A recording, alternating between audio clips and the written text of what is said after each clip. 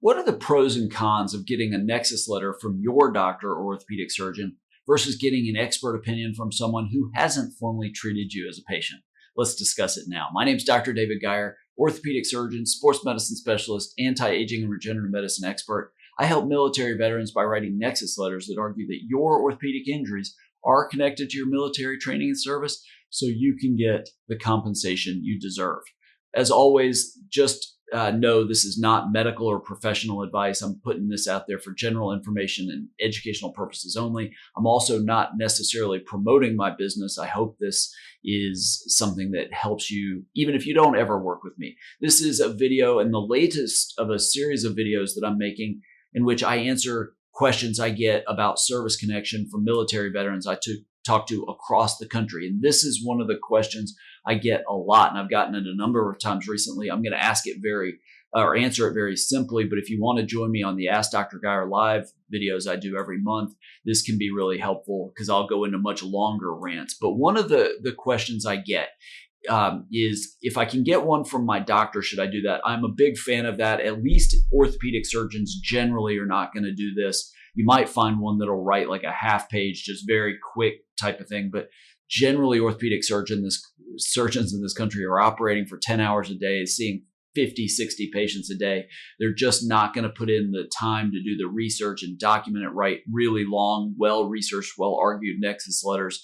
So you're probably not going to get that. But if they will, it can be something to consider. But most of the specialists, and that's what I just know this a lot of times because so many people who reach out to me have been denied for a condition before they reach out to me. They want somebody that's a specialist in that area. And almost always that's going to be somebody that has no doctor-patient relationship with you. The VA, I will see every now and then decision letters that they will basically discount that opinion for that reason. But if you look at, for instance, the American Medical Association's Code of Ethics, they actually have no issue with that. They say that even though there's no doctor-patient relationship, and there can be legal reasons and compliance reasons, malpractice insurance reasons why it's insisted, hey, there's no doctor-patient relationship, but it does not discount the validity of the expert opinion. In fact, if you look at the civilian workers' comp world, which is basically the same thing as the VA disability claim system, it's just in the rest of the civilian world, not in the military, but it's the same process.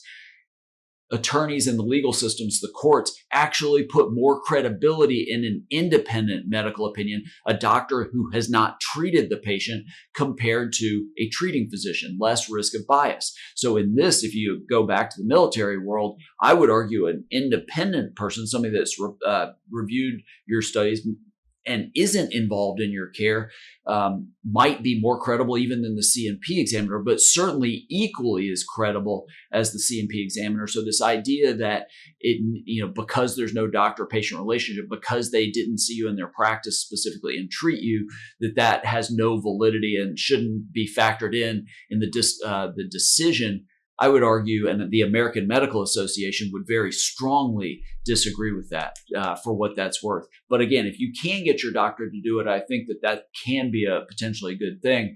They're just, at least as far as orthopedic surgeons go, very, very few that will do it. Now, if you're interested in learning more about the disability claims process, you can get a free copy of my ebook, The 8 Most Common Reasons the VA Denies Service Connection for Disability Claims and How You Can Beat Them. There's a link in the description below this video. Just click on that. You can get it completely free.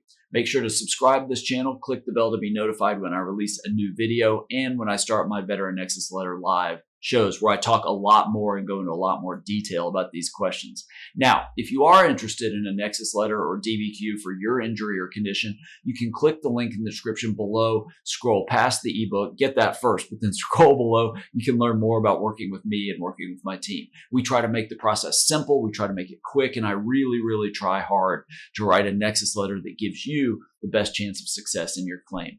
Thanks so much for watching. I look forward to helping you.